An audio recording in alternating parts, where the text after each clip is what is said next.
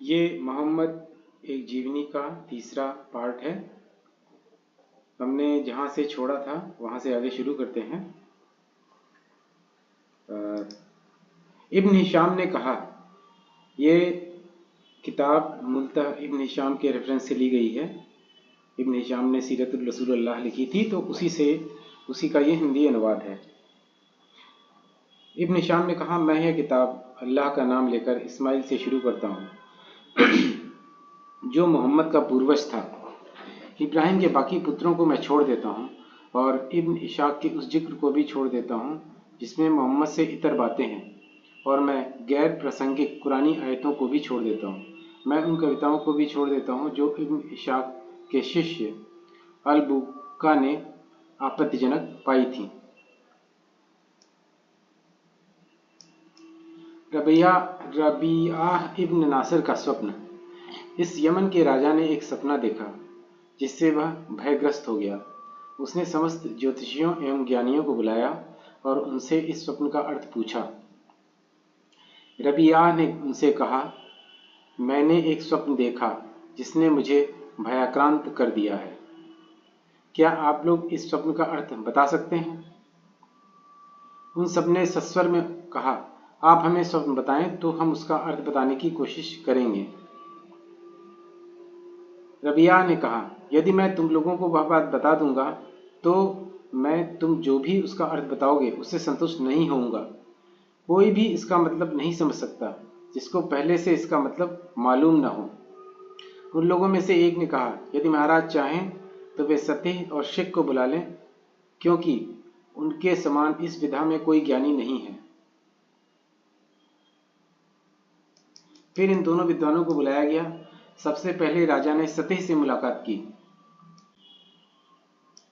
रबिया, मैंने एक सपना देखा जिसने मुझे भयग्रस्त कर दिया।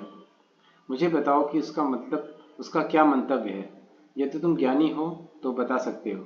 सतीह, मैं बताऊंगा। आपने अंधकार से एक रोशनी की किरण आते हुए देखी। वह धरती के भीतर समा गई और वहां मौजूद सारी खोपड़ियों को खा गई। रबिया, तुम सही हो। अब बताओ कि इसका मतलब क्या है। सतीह, मुझे दिख रहा है कि हबशी देश यानी अबिसीनिया के लोग यहाँ पर हमला करेंगे और वे अब्बान और जुराश के नगरों पर कब्जा कर लेंगे। रबिया, यह तो दुखद है सतीह। क्या यह मेरे समय में होगा या मेरे बाद? सतीह, यह आपके समय के 60-70 वर्षों बाद होगा। क्या उनका राज्य, रबिया ने कहा, क्या उनका राज्य कायम रहेगा अथवा नष्ट हो जाएगा?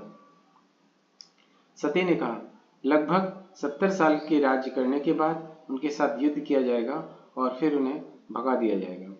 रबिया, तब उनके बाद राजा कौन बनेगा? सतीह, इरम इब्न धी यजन, जो अदन से खरूज करेगा और पूरे यमन से उन्हें खदेड़ देगा। रबिया, उसका यानी इरम इब्न धी यजन, उसका राज्य कायम रहेगा या खत्म होगा? सतीह, वह नष्ट होगा। रबिया, कौन इसे नष्ट करेगा? सतीह, एक पवित्र पैगंबर जिसे जन्नत से प्रेषित किया जाएगा, भेजा जाएगा, या प्रेरित भी हो सकता है। एक पवित्र पैगंबर जिसे जन्नत से प्रेरित किया जाएगा। वह पैगंबर कौन है? सतीह, वह गालिब इब्न फिहर इब्न मलिक इब्न अन-नद्र का वंशज होगा और उसके मानने वालों का ही राज पूरी दुनिया पर कयामत तक रहेगा। रबिया, क्या कोई संसार का अंत जैसी कोई घटना होगी? सतीह, हाँ, और उस समय के पहले और बाद के लोग एक साथ लाए जाएंगे और उनके अमाल के आधार पर उनको इनाम या सजा मिलेगी। रबिया, क्या तुम जो कह रहे हो वह सच है? सतीह, हाँ, संध्या, रात्रि और सुबह की सौगंध कि जो मैं कह रहा हूँ वह सच है। अब शिक की बारी आई।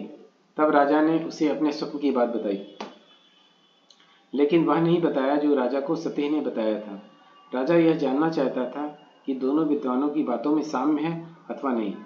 शिक, आपने एक रोशनी को अंधकार के मध्य से आते हुए देखा जो एक चारागाह और पर्वत के मध्य में समा गई और उसने बहुत सारे लोगों को खा लिया।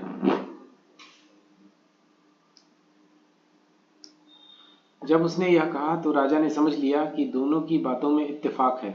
हालांकि सतीह ने कहा था कि एक खड्ड में वह रोशनी गिरेगी और शिक ने कहा था कि चारागाह और पर्वत के बीच में किसी जगह पर वो रोशनी गिरेगी। रबिया, तुम गलती नहीं करते हो। अच्छा, फिर यह बताओ कि इसका मतलब क्या है?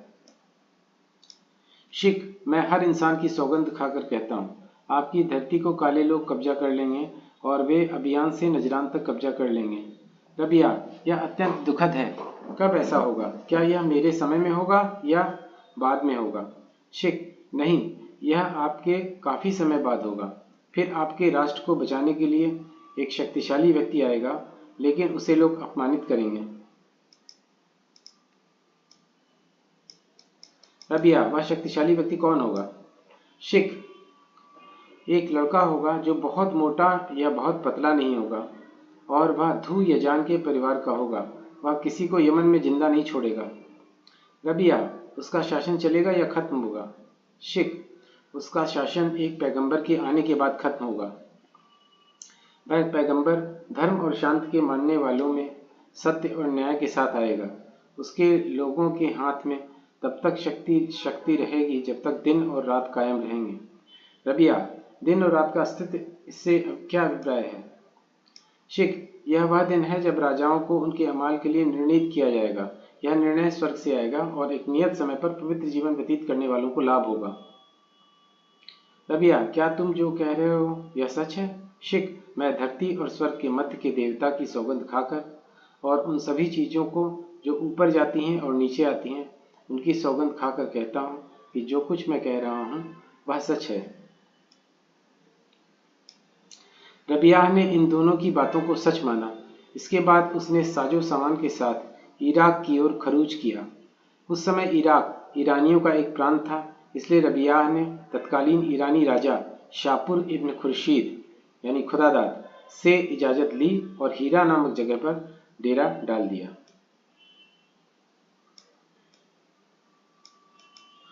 अब अगला टॉपिक है यमन पर अबू कर्ब तुबन असद और उसके द्वारा यथ्रिब पर हमला। इसके विषय में हम अगले एपिसोड में चर्चा करेंगे और खंड 3 को हम यहीं पे समाप्त करते हैं।